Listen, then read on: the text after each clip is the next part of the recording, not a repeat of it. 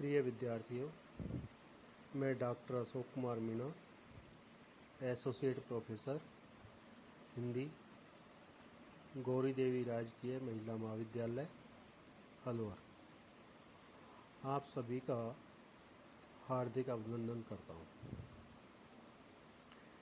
विगत व्याख्यानों में रीति का अर्थ, रीति का उद्भव और विकास, रीतिकाल का नामकरण, रीतिकाल का प्रवर्तक और रीतिकाल की साहित्यिक प्रवृत्तियों के बारे में चर्चा कर चुके हैं। आज हम बीए द्वितीय वर्ष के द्वितीय प्रश्न पत्र के सिलेबस के बारे में चर्चा करेंगे। जैसा कि आप सभी जानते हैं कि हिंदी साहित्य में 2 प्रश्न पत्र होते हैं। प्रथम प्रश्न पत्र पद्य रहता है, यानी उसमें काव्य रहता है, और द्वितीय प्रश्न पत्र गद्य से रहता है। यहाँ पर हम द्वितीय प्रश्न पत्र की चर्चा करते हैं। द्वितीय प्रश्न पत्र में राजऋषि भर्तृहरि मत्स्य विश्वविद्यालय के द्वारा निर्धारित पाठ्यक्रम में नाटक एवं एकांकी को सम्मिलित किया गया है, जिसमें नाटक है ध्रुव स्वामिनी, जो कि जयशंकर प्रसाद का सामाजिक नाटक है। इस नाटक में प्रसाद ने उस समय जो विधवा पुनर्विवाह की समस्या थी उसको उठाया ही नहीं है,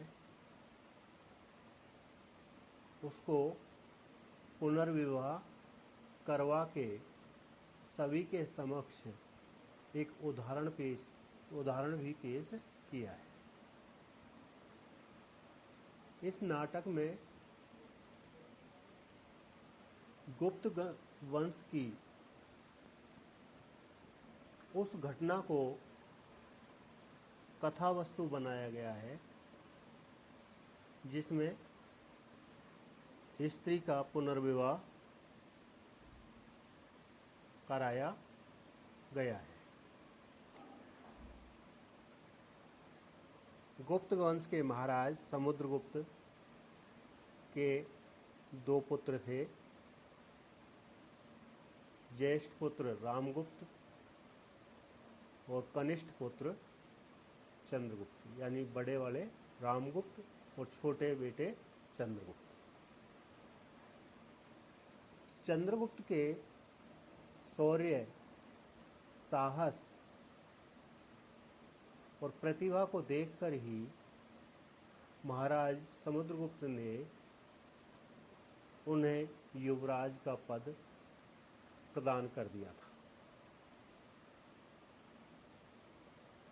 परंतु चंद्रगुप्त अपने बड़े भ्राता रामगुप्त के लिए या रामगुप्त के चलते इस पद को स्वीकार नहीं करते। इसी क्रम में आपको यह भी स्पष्ट कर देना चाहता हूं कि उस समय की सर्वश्रेष्ठ सुंदरी ध्रुव स्वामिनी के बागदत्ता, यानी उससे अपने विवाह का आश्वासन देकर भी चंद्रगुप्त पीछे हट जाते हैं और अपने बड़े भाई रामगुप्त का विवाह उससे करा देते हैं। रामगुप्त का जो चरित्र है वो विलासिता, कायरता के कलंक में डूबा हुआ चरित्र यहाँ दिखाया गया है। वह आक्रमणकारी शकों से युद्ध न करके हिजड़ों, कुबड़ों और सुंदरियों के मध्य जीवन व्यतीत करने लगता है। आपको मैं यहाँ याद दिला दूँ तो कुछ इससे मिलता जुलता ही चरित्र जहांगीर का था। जहांगीर भी इसी प्रकार अपना जीवन व्यतीत कर रहा था। यहाँ जहांगीर के बारे में कहा जाता था कि एक बोतल शराब हो, एक शेर कबाब हो, नूरजहाँ की सल्तनत हो, खैर हो या खराब हो। इसी प्रकार राजा रामगुप्त भी अपना जीवन व्यतीत करता था। वह आक्रमणकारी शकों से युद्ध न करके हिजड़ों, कुबड़ों और सुंदरियों से घिरा हुआ रहता था। शकों से संधि करने के लिए रामगुप्त ने अपनी धर्मपत्नी ध्रुव स्वामिनी को सकराज के हाथों समर्पित करने की ठान ली थी, यानी समर्पण कर दिया था और ध्रुव स्वामिनी सकराज के यहाँ जाने के लिए उसको प्रस्तुत कर दिया।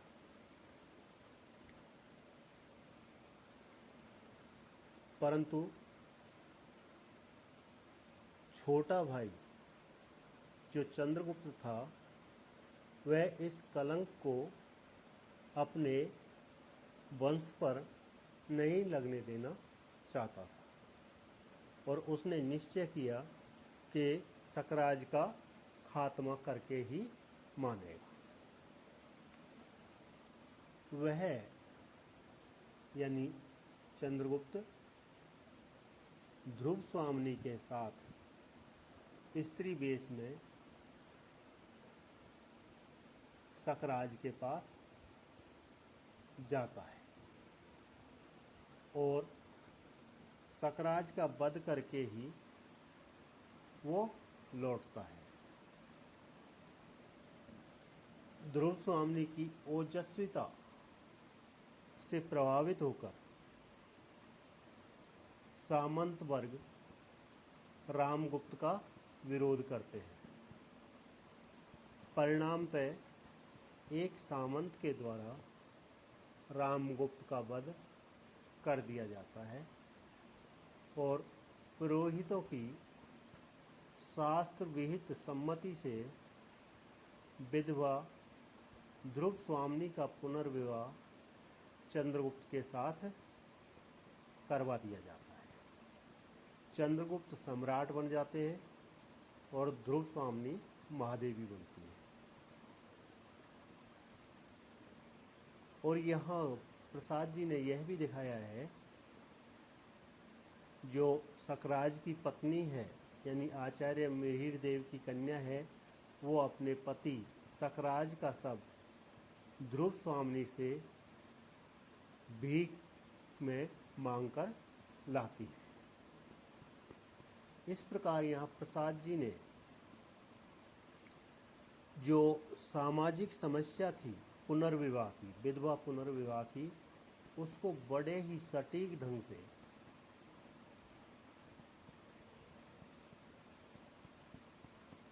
समाज के समक्ष रखा है और साथ ही नारी की निडरता, उसके साहस को भी रेखांकित किया है। जैसा कि ध्रुव स्वामिनी के चरित्र से ये दोनों चीज निखर कर या संवर कर आती है।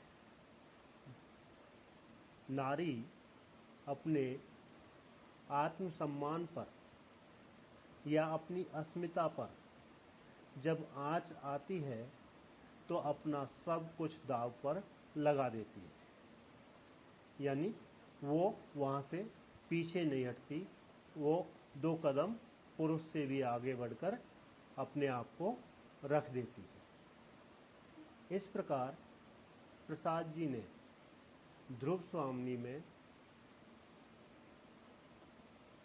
एक और समस्या का उद्घाटन किया है कि उस समय के सामंत वर्ग या राजा थे, वो अय्यासी या विलासिता या कायरता में निमग्न रहते थे। उसको भी प्रसाद जी ने यहाँ पर रेखांकित किया है। यह तो रहा आपका नाटक। दूसरा भाग इसी पेपर में एकांकी पर आधारित है। एकांकी में राम कुमार वर्मा की दीपदान है, भुवनेश्वर की ऊसर है, उदय शंकर भट्ट की पर्दे के पीछे है, लक्ष्मी नारायण मिश्र की बलहीन है, उपेंद्र नाथ अस की सूखी डाली है, जगदीश चंद्र माथुर की रीढ़ की हड्डी है, विष्णु प्रभाकर की और वह जा न सकी, और लक्ष्मी नारायण लाल के बसंत ऋतु का नाटक है।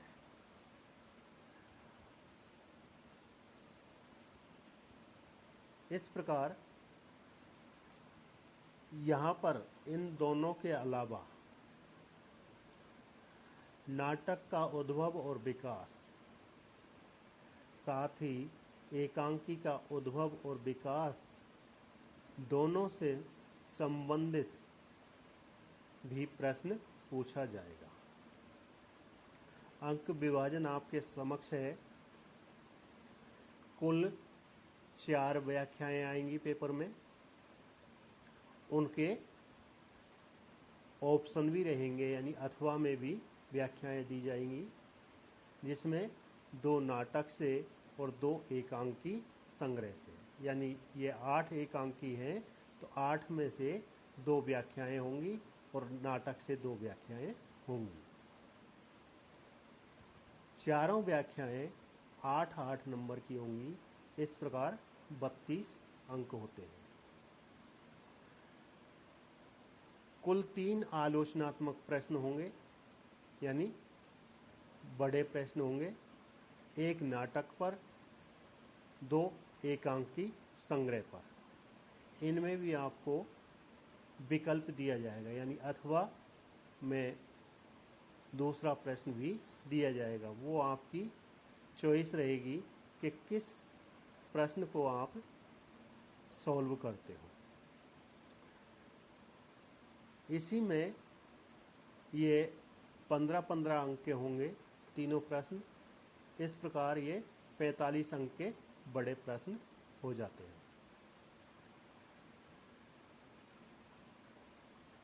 अगला 5वां प्रश्न होगा कुल 3 लघुत्तरात्मक प्रश्न।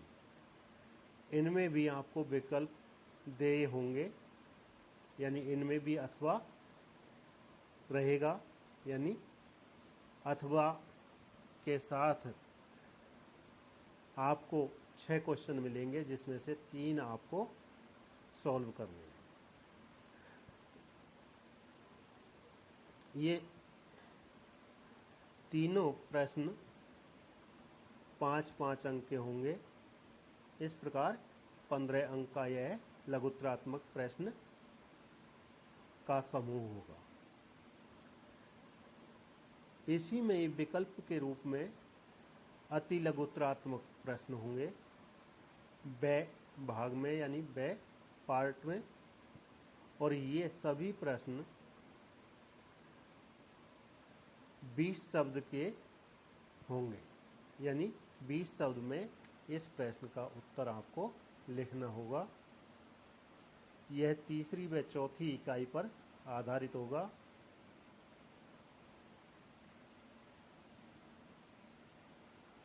ये 2-2 नंबर का एक क्वेश्चन होगा और 4 नंबर, यानी 4 क्वेश्चन होंगे। इस प्रकार 8 अंक का ये हो जाता है। इस प्रकार आपका द्वितीय प्रश्न पत्र का पाठ्यक्रम पूर्ण होता है। अगर आप अच्छी तरह से तैयारी करेंगे तो पद्य के बजाय गद्य में भी अच्छे नंबर आते हैं। यहाँ आपको थोड़ा सा मैं बताता चलूँ कि आचार्य रामचंद्र शुक्ल कहते हैं, गद्य कविना निकष वदंती, यानी गद्य कवियों की कसौटी है। यानी कहने का तात्पर्य यह है कि काव्य है वो स्वतः स्फुर्त होता है, उसमें इतनी विचार की, सोच की जरूरत नहीं रहती, जबकि गद्य में सोच विचार का पूरा का पूरा ही अवसर आपको प्राप्त होता है। इसलिए गद्य लिखना पद्य के बजाय थोड़ा टेढ़ा है या थोड़ा कठिन है। इसलिए आप गद्य को अच्छी तरह से मनोयोग से तैयार करेंगे तो इसमें भी आपके मार्क्स अच्छे आएंगे। आज बस इतना ही। आप सभी का धन्यवाद।